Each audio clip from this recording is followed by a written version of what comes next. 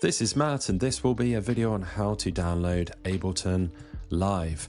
So I'm on the main download page currently for Ableton Live.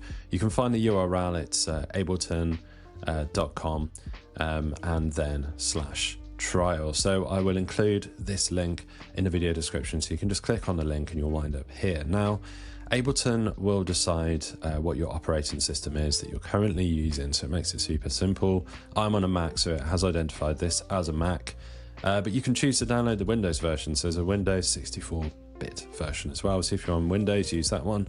If you're on Mac, use this one. So now all that's left to do is, once you have selected your operating system, click on download.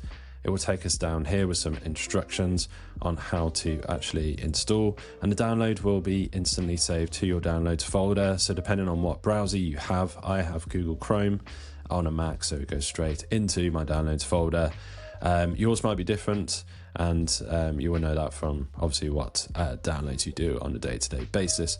Hopefully you found this video on how to download Ableton Live useful. If you have found it helpful, drop this video a like and subscribe to the channel for more videos just like this.